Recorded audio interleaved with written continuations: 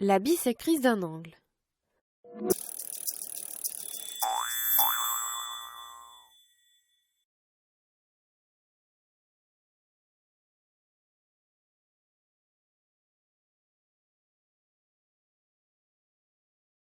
La bisectrice d'un angle est la demi-droite passant par son sommet et qui partage cet angle en deux angles de même mesure.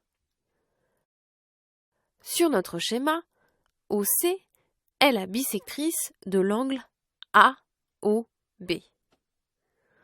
Pour indiquer l'égalité d'angle, on code la figure avec des signes identiques sur chaque angle.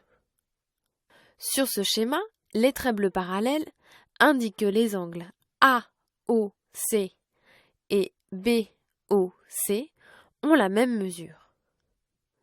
On remarque que la bisectrice d'un angle est aussi un axe de symétrie de cet angle.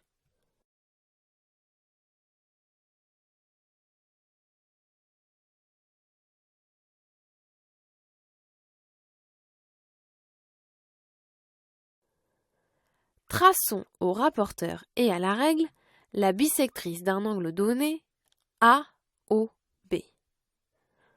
Dans un premier temps, mesurons l'angle AOB au rapporteur.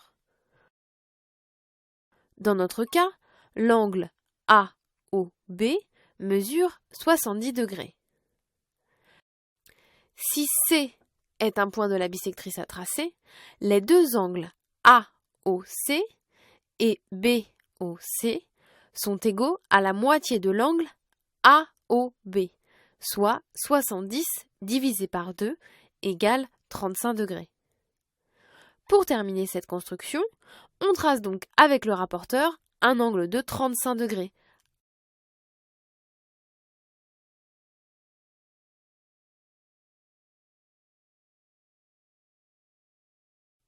On place un point C sur le deuxième côté de cet angle. La demi-droite OC correspond alors à la bisectrice de l'angle AOB.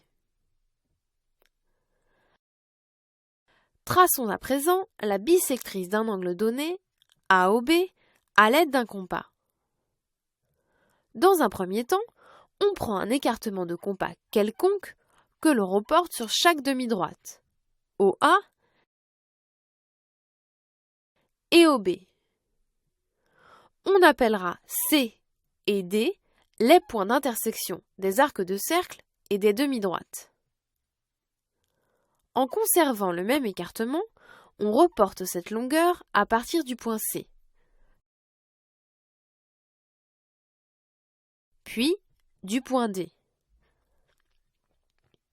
L'intersection de deux arcs de cercle obtenue donne un point E. On trace à la règle la demi-droite OE. OE est la bisectrice de l'angle AOB.